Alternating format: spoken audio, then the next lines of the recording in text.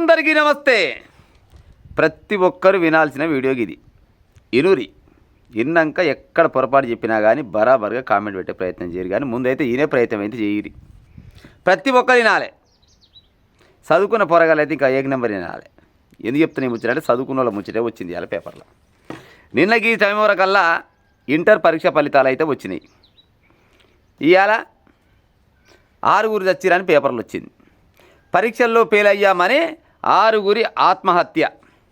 అందులో 5 ఊరేసుకొని చచ్చిరు. ఊరే అంటే అల్లగా పీస్ అయిపోయింది ఈ కాలాన.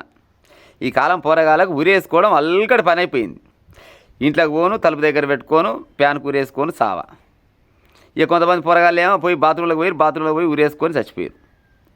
ఇలా చిత్రమైన సాగు ఇంకోటి ఏముందంటే ఏడ జరిగింది ముచ్చట. ఖమ్మం జిల్లా బోనకాల మండలం రాపెల్లి గ్రామానికి చెందిన గంగదేవుల అక్షంత్ అంట. 17 సంవత్సరాలు ఈ పోరగాడు. ఇంటర్లో ఫెయిల్ అయితే అనుకొని ముందుగానే అనుకున్నాడు, రిజల్ట్ రాకముందుకే నేను ఫెయిల్ అయితే అనుకొని ఏం చేసిండు, రైలు కింద పడితే ఆత్మహత్య చేసుకుండు. నిన్న పరీక్ష ఫలితాలు వచ్చినాయి కదా, ఆన్లైన్లో చూస్తారు కదా, ఓలో చూసినాడు. చూసి నీ కొడుకు పాస్ అయ్యిండు అని చెప్పినాడు తల్లిదండ్రులకు.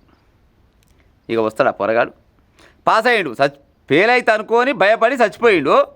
ఎంత 347 మార్కులు వచ్చినాయి.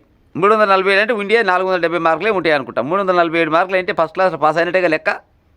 పోరగాడు ఫస్ట్ క్లాస్లో పాస్ అయింది, కానీ మనిషి లేడు, చచ్చిపోయాడు. వీళ్ళంతా ఇంకా ఏడు సవచ్చిందంట. మరి మీరు సచ్చి ఏం సాధిద్దాం అనుకుంటున్నారు చెప్పుది. అక్కడక్కడ ఏమన్నా నోరు జారినా జాగ్రత్త. కానీ ఈ కాలం పోరగాళ్లకు జర్రనన్న ఏమంటారు, మైండ్ మెచ్యూర్ కాలే. మనుషులు అయితే మెచ్యూర్ అవుతారు, కానీ మైండ్ మెచ్యూర్ కాదు ఈ గదగాళ్ళకు. ఏమైనా తల్లిదండ్రులు కూడా గట్టిన తయారయ్యాడు. చదివితే చదువు, లేకపోతే ఫోను చదువు. గింత అంతకు మించింది ఏం లేదు. జరిసేపు ఫోన్ చూస్తా. ఫోన్ చూసినాక ఏం చేస్తావు, చదువుకోవాలి. మరి చదువుకున్న జరిసేపటికి మళ్ళీ ఏమంటారు, చదువుకుంటాడు బ్రతకాడు, చదువుకున్న తర్వాత ఫోన్ ఇస్తామంటే ఆయిస్తా. చదువా పోనా గింతే. ఇక 3 రోజులు ఏనే లేదు. ఓ ఆటలు లేవు, పాటలు లేవు, బయటకు పోయి తిరిగేది లేదు, ఏది ఉండదు. ఎంత చేయబడికి చదివితే చదవాలి, లేకపోతే ఫోన్ చూడాలి, గంతే. ఇంతకు మించింది ఏమీ లేదు. వాళ్ళకు భయం, ఫెయిల్ అయితే మాత్రం బాగుండదు తల్లిదండ్రులు. అమ్మో ఫెయిల్ అయితే ఏమైద్దంటే నాకు గతగాలు. ఫెయిల్ అయితే 5 ఆత్మహత్య చేసుకురంట. మరి ఇప్పుడు జీవితంలో చదువు ఒక భాగం. చదువు ఏం చేస్తుందిలా, మన కెపాసిటీని పెంచుతుంది. చదువు అనేది మన కెపాసిటీ పెంచుతుంది. రేపన్నాడు బతకగలుగుతాము అనే ఒక ధైర్యాన్ని నింపుతుంది.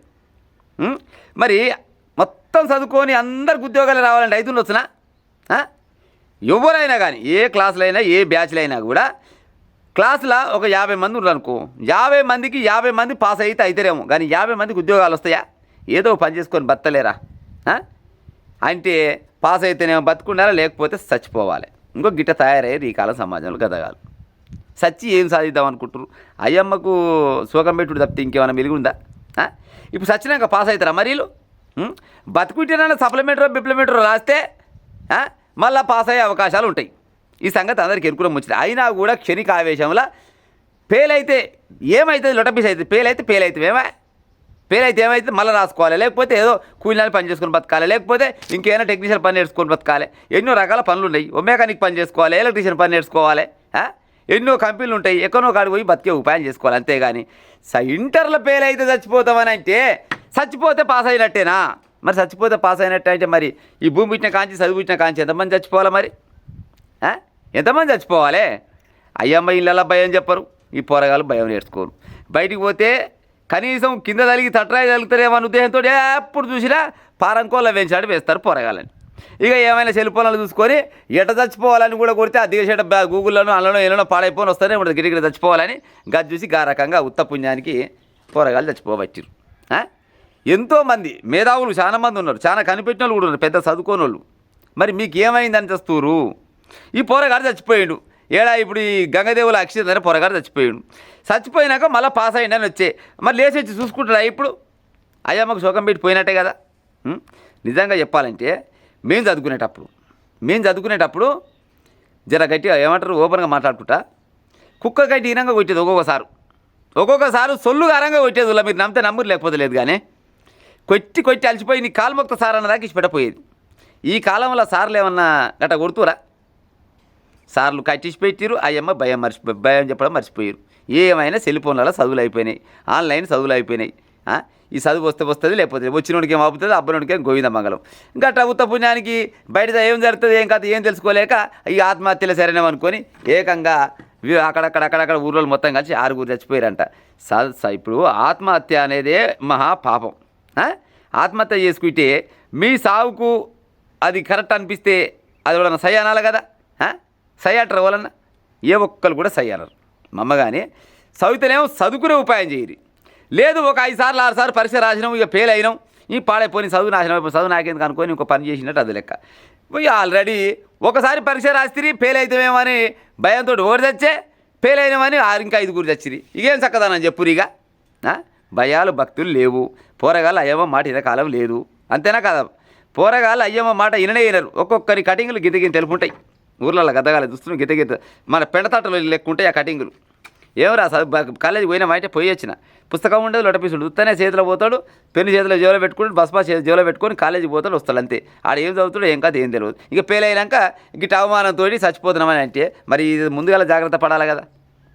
ముందుగా జాగ్రత్త పడలే, ఈ జాగ్రత్త పడే ఆలోచన ఉండదు. ఫెయిల్ అవుతామా ఎట్టన చేసి మళ్ళీ భూమి మీద బతమనే ధైర్యము లేదు, ఉండదు. ఈ రెండు గుట్టి ఒక గిట్నే చచ్చిపోతారు. అందుకోసమనే ఎవరైనా చదువుకునే పోరగాళ్ళు ఉంటే ధైర్యంగా చదువుకునే ఉపాయం చేయరు. చదివితే బరాబరగా చదువురి. చదవకుంటే ఏదైనా పని చేసుకోరు. ఏమవుతుంది? పని చేసుకొని బతుకురి. బొచ్చడు పని చేసుకోవచ్చు. దునియా తక్కువేం లేదు, చాలా దూరమే ఉన్నది. ఎంత దూరమైనా పోవచ్చు, ఏడనైనా బతుకోవచ్చు, ఎట్లనైనా బతుకోవచ్చు. అంతేగాని సాగు పరిష్కారం అనుకుంటే భూమి మీద ఎవ్వరు బతకరు. ప్రతి ఒక్కరికి ఏదో ఒక సమస్య వస్తుంది. ఇప్పుడు మీరు చిన్న పోరగాలు కాబట్టి ఇంటర్ చేస్తూ ఎంత ఏజ్ ఉంటుంది? దగ్గర ఓ 17-18 ఏళ్ళు ఉంటుండొచ్చు, లేకపోతే 15-16 ఏళ్ళు ఉంటుండొచ్చు. అంతే కదా. 15 ఏళ్ళకే మీరు అప్పుడే ఇక మాకు అయిపోయింది చదువు, ఇక మేము పాస్ కాకుండొచ్చు, ఇక మా జీవితం అయిపోయింది అనుకుంటే పడేసేస్తారు నాయన. మా అమ్మ కానీ ఆత్మహత్య చేసుకునే ఉపాయం చేయకూరి. తల్లిదండ్రులు కూడా మీరు పోరగాళ్ళు చదువుతురా చదువుతలేరా అని ఆలోచన చేయరు. కానీ ఏమైనా సెల్ ఫోను పుస్తకం ఈ రెండింటిని నమ్ముకుంటే ముందర పడరు. పుస్తకాన్ని నమ్ముకోవాలి, సెల్కొని నమ్ముకోవాలి అంతవరకు. కానీ ఎంతవరకు నమ్ముకోవాలి? అంతవరకు నమ్ముకోవాలి. పోయిన దాకా గదే పని అయితే ఇంకో గిసోండి పనులే అవుతాయి. జర అయ్యమ్మ భయం పెట్టే ఉపాయం చేయాలి. సార్లు ఎట్టాకు బల్లా ఏమైనా భయం చెప్తామని కట్టి చేతిలో పట్టుకుంటే సార్ మీద కేసు పెట్టబట్టింది. సార్ల మీద చాలా కేసులు అయితే లేవు. ఆడొకసారి గిట్టిన ఎప్పుడన్నా చూసి 2 దెబ్బలు వేస్తే నా కొడుకుని కొట్టిరు అని పోతేవి పోలీస్ స్టేషన్ కంప్లైంట్ ఇస్తే సార్ ఉద్యోగానికి ఎసరు వచ్చాయి. ఆ సార్ ఏమనుకుంటాడు? ఇక చదివితే చదివితే లేకపోతే లేదు చెప్పకాడు చెప్తాను, నేను మాత్రం ఏం చేయనుకొని ఆయన చెప్పుకుంటూ పోతా ఉంటాడు. వీడు మాత్రం చెవులో ఏలు పెట్టుకొని ఏమని చెప్పుకోపో అంటాడు. తీర పరీక్షలు రాసినాక ఫెయిల్ అయితే గిసోంటి ఆత్మహత్యలకు దారితీస్తుంది. మా అమ్మ కానీ చదివితేనేమో బరాబరగా చదువుకోరి, లేకపోతే ఏమైనా పని చేసుకొని బతుకురు. అంతేగాని ఈ ఫెయిల్ అయినాం మేము చచ్చిపోతామనే ఆలోచన ఏదైతే ఉంటుందో దాన్ని తీసేసే ఉపాయం చేయరి. ఆత్మహత్య అనేది మహాపాపం. ఒక్కసారి కనుక ఈ జీవితం పోతే మళ్ళీ తిరిగి రాదు ఎన్నడికి కూడా రాదు. మామగారు నా మాటిని జర ఈ ఆత్మహత్యలు అనేది మార్కునే ఉపాయం చేయరు పొరగాళ్ళు.